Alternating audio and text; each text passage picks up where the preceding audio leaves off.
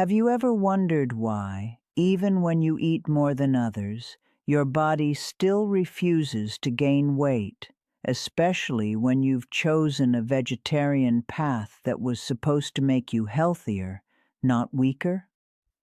I am 104 years old now, and I have watched generations misunderstand food in the same quiet, persistent way. They think eating more is the answer. They think adding calories blindly will solve the problem. But I learned very early, through long years of trial, failure, and careful observation, that the body does not respond to quantity alone. It responds to quality, structure, and intention. Let me tell you the truth directly. The problem is not that vegetarian diets cannot help you gain weight. The problem is that most vegetarian diets are unintentionally designed to prevent weight gain. They are filled with foods that are light, bulky, and slow to digest. Foods rich in fiber, yes, but low in caloric density. You feel full quickly, yet your body remains undernourished in energy. And so you eat and still do not grow. I have lived long enough to see this pattern repeat itself in young men trying to build strength, in women recovering from illness, in people who believed that simply removing meat would automatically lead to balance. But the body is not that simple. It obeys laws, quiet biological laws, that do not change with trends or beliefs. Weight gain, when done correctly, is not about force. It is about creating a consistent, gentle surplus of energy, one that the body can accept, absorb, and use. And here is where most people fail. They either eat too little without realizing it, or they swing to the other extreme, consuming processed vegetarian foods, sugars, and oils that inflate the scale but quietly damage the metabolism. The title promises something very specific: to gain weight without sacrificing health. That is not a small promise. It requires precision, because there is a difference, an enormous difference, between gaining weight and building a body that is stronger, more resilient, and capable of carrying you into old age as I have done. What you must understand is this: healthy weight gain is a biological equation. Calorie density matters, nutrient quality matters, macronutrient balance matters. If even one of these is ignored, the result becomes unstable. You may gain weight, but you will not gain health. I did not learn this from books. I learned it by watching what happened to people over decades. Those who chased calories without wisdom often paid for it later, with fatigue, inflammation, and disease. But those who learned to combine dense plant foods, sufficient protein, and intelligent meal structure, they grew steadily, quietly, and remained strong far longer than expected. So if you are struggling, do not assume your body is broken. It is simply responding to what you give it. And in the next part, I will show you exactly why vegetarian diets fail so many people in this area, and how understanding that failure becomes the first real step toward changing your body without ever sacrificing your health. Now let me take you deeper, because if you do not understand why your current way of eating is failing, then no strategy I give you will truly hold. Most vegetarians believe they are eating enough. They look at their plates, full of vegetables, grains, beans, and they feel satisfied. Their stomach feels full. Their meals feel abundant. But the body does not measure fullness the way you do. It measures energy. It measures usable fuel. And this is where the quiet misunderstanding begins. You see, many plant-based foods are what I call high-volume, low-energy foods. A large bowl of vegetables may stretch your stomach, but it delivers very few calories. Fiber slows digestion, which is beneficial in many ways, but it also signals fullness early, before you have consumed enough energy to support weight gain. So you stop eating, thinking you have done enough, when in truth, you have barely met your body's needs. I have seen this pattern in young people who eat clean but remain thin and fatigued. I have seen it in older individuals who lose weight unintentionally and cannot regain it. The common thread is always the same. Their diet is structured for health in theory, but not for energy in practice. Let me be precise. Weight gain requires a consistent caloric surplus, not a chaotic surplus. Not one day of overeating followed by 3 days of undereating. The body thrives on consistency. It builds slowly.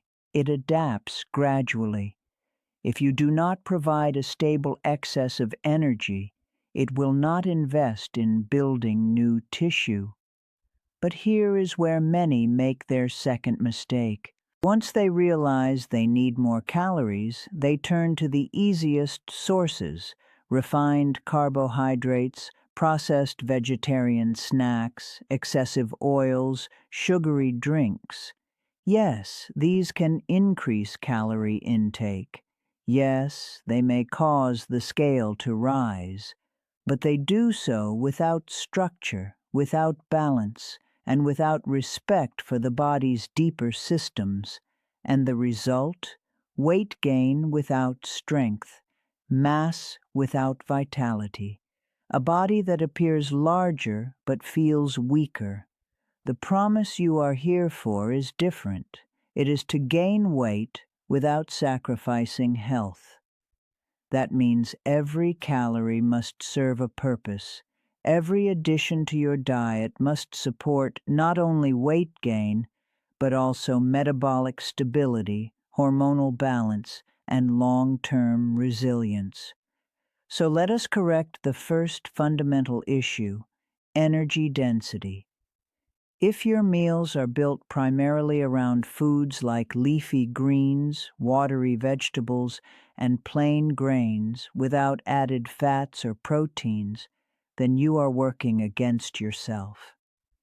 These foods are valuable, but they are not sufficient.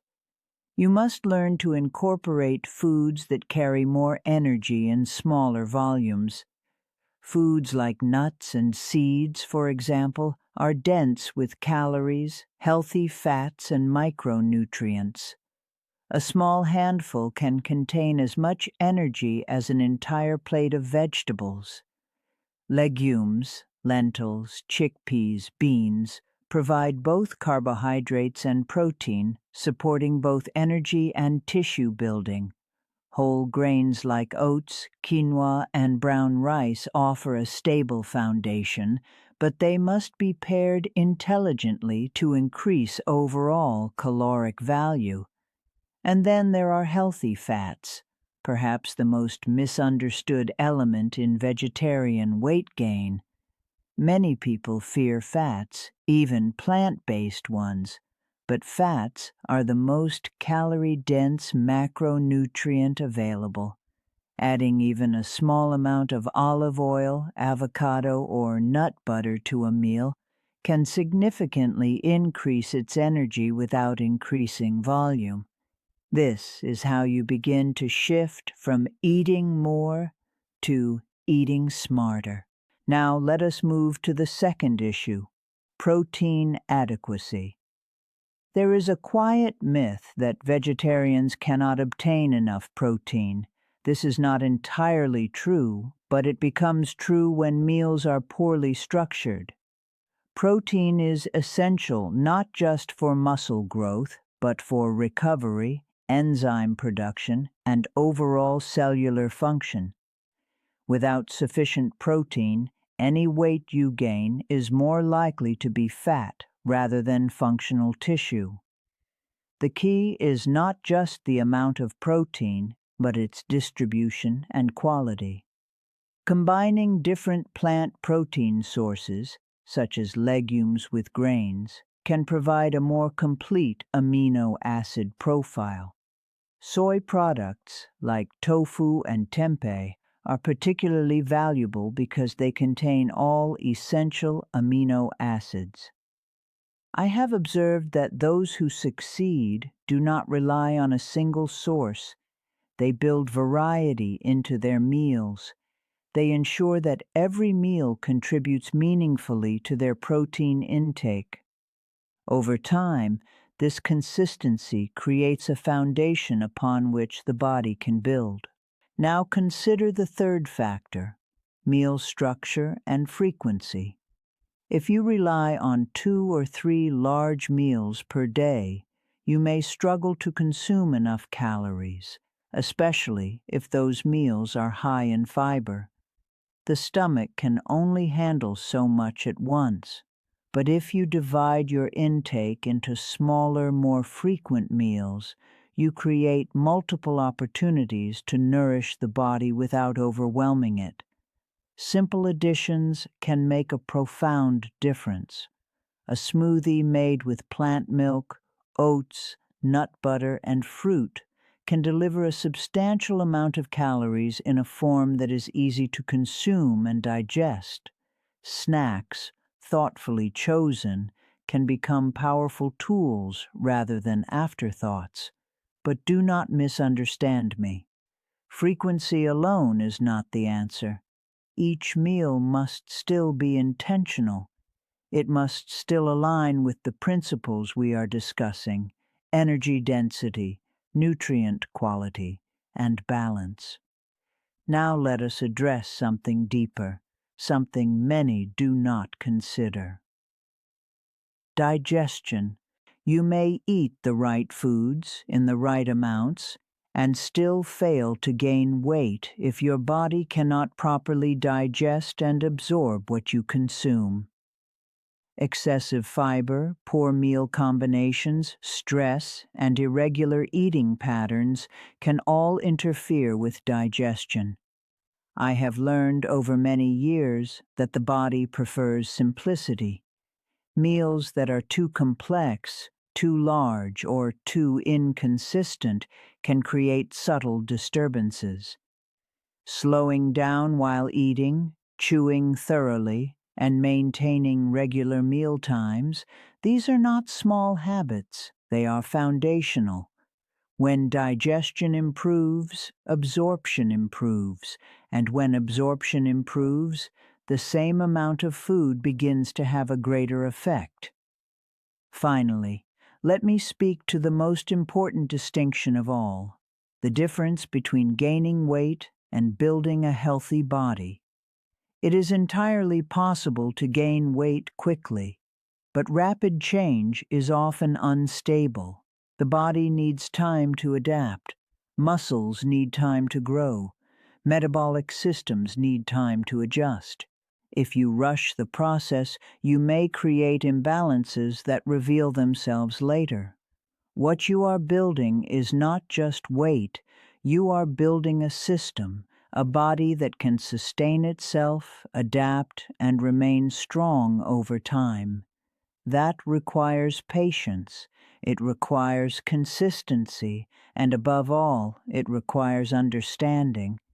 In the next part, I will show you how to bring all of this together, how to design your daily eating in a way that naturally creates weight gain, supports muscle development, and protects your long-term health. Not through extremes, but through intelligent, repeatable structure.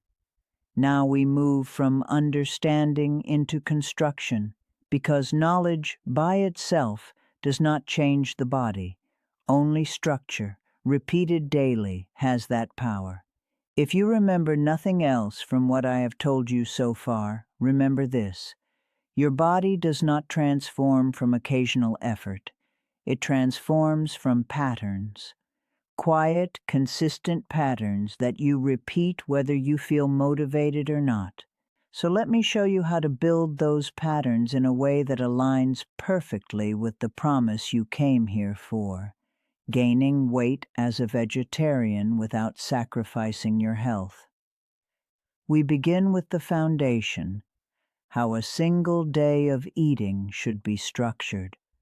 When I was younger, I made the mistake of thinking in terms of meals alone: breakfast, lunch, dinner.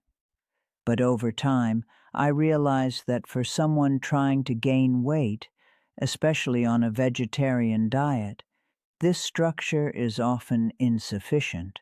The gaps between meals become too long, energy intake becomes inconsistent, and the body, sensing irregularity, becomes conservative. It does not build. So the first adjustment is simple but powerful. Increase your eating opportunities, not by force, but by design. A well-structured day might include 3 main meals and 2 to 3 smaller additions, what you may call snacks, but I prefer to think of them as strategic reinforcements.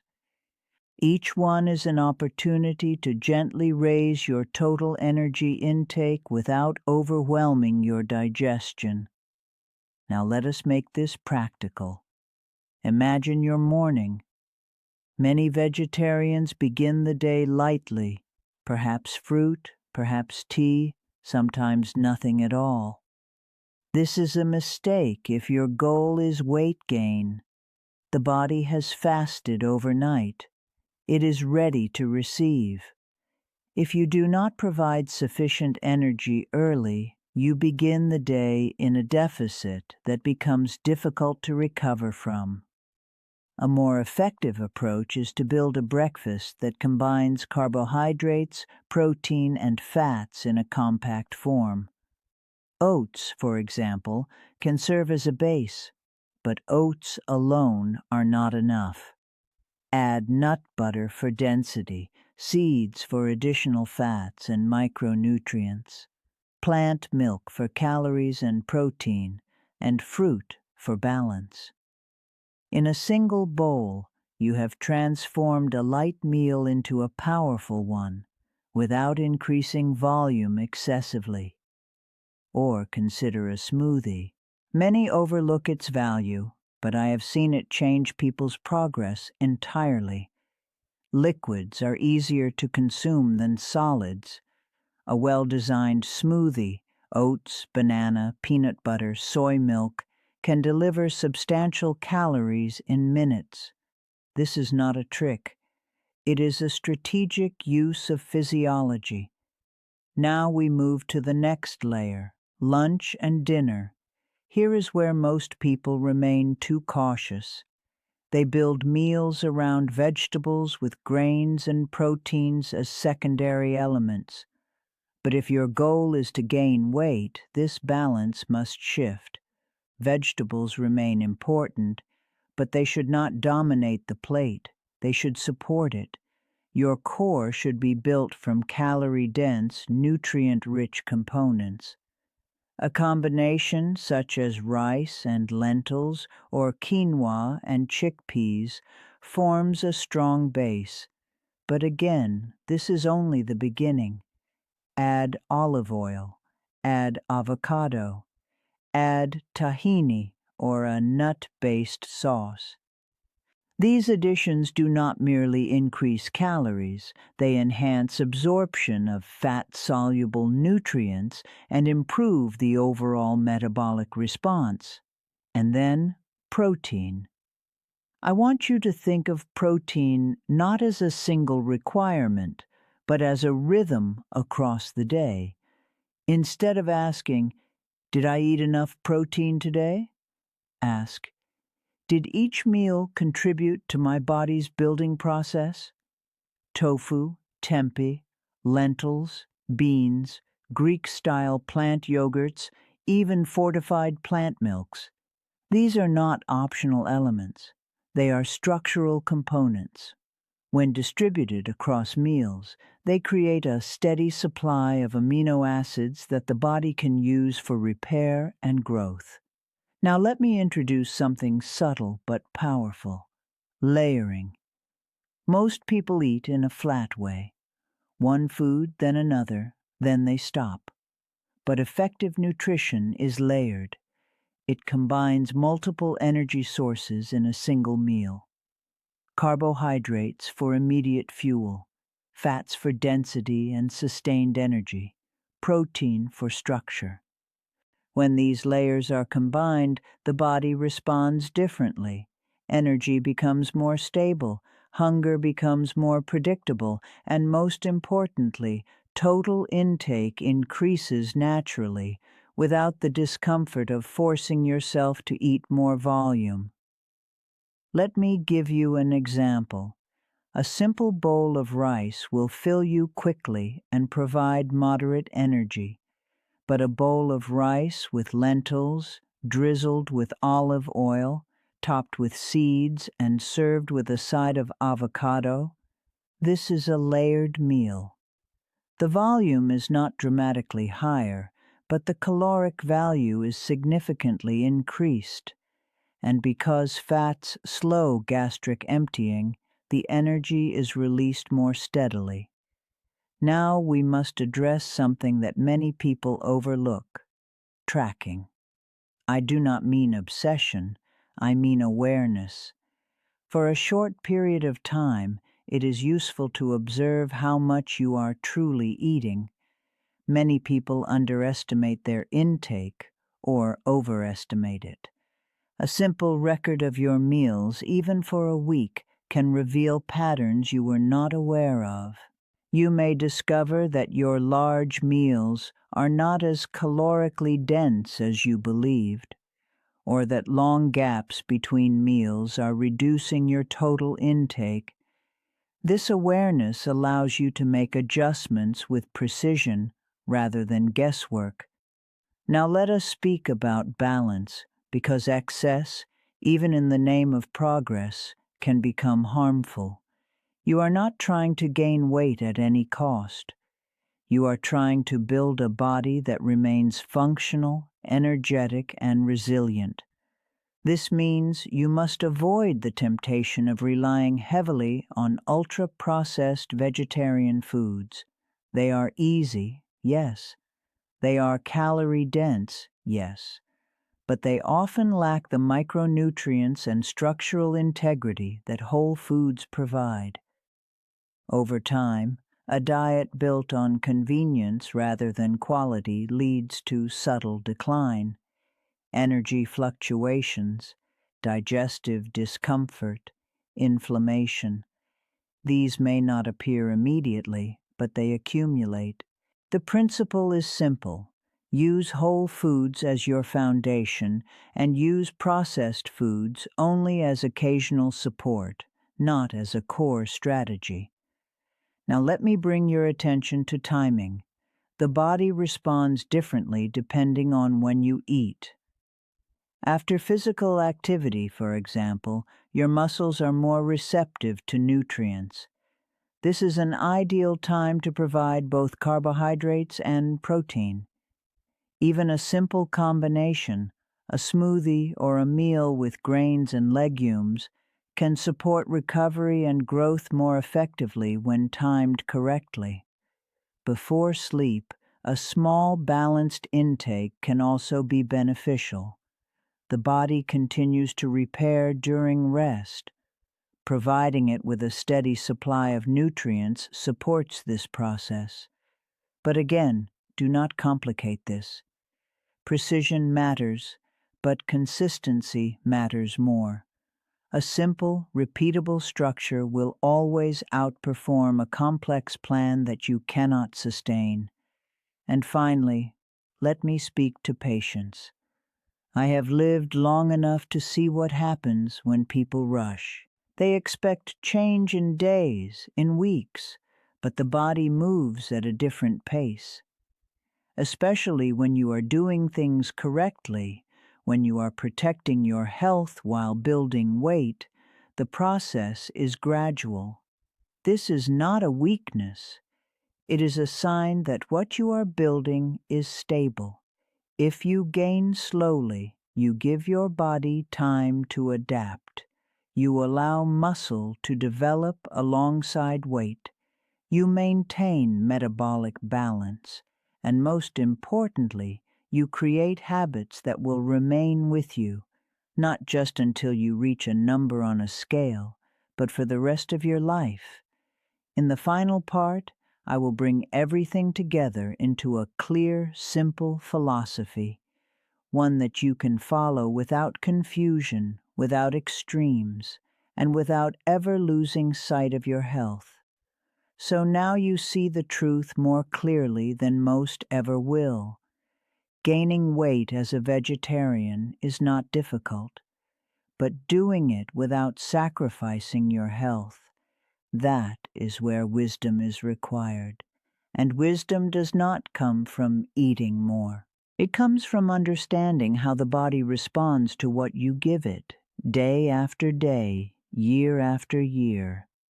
At 104 years old, I no longer look at food as something to enjoy or avoid. I see it as a relationship, a long, continuous dialogue between what you choose and how your body answers. And your body always answers honestly. If you give it light, low-energy foods in large volume, it will remain light. If you give it excess without structure, it will gain without strength. But if you give it dense, balanced, intentional nourishment consistently, it will respond by building quietly and steadily. This is the philosophy I want you to carry with you. Do not chase fullness. Chase nourishment. Do not measure your progress by how much you can eat in one sitting. Measure it by how consistently you can support your body across an entire day. Do not fear calories, but do not treat them carelessly. Every calorie is a signal. It tells your body whether to store, to build, or to protect. And most importantly, do not rush. The body you are trying to build is not just for today. It is for the decades ahead. I have seen what happens to those who take shortcuts, and I have seen what happens to those who build slowly, intelligently, and with respect for their own biology. The difference becomes undeniable over time. If you follow what you have learned here, if you focus on calorie density without abandoning nutrient quality, if you balance protein, fats, and carbohydrates, if you structure your meals with intention, and if you remain patient, your body will change, not dramatically overnight, but reliably. And that is far more powerful, because what you are building is not just weight. You are building strength, stability, resilience, a body that does not merely look different, but functions better, feels better, and lasts longer. That is the true meaning of gaining weight without sacrificing health. And if there is one final thing I will leave you with, it is this. Your body is not resisting you, it is responding to you. Change what you give it, and you will change what it becomes.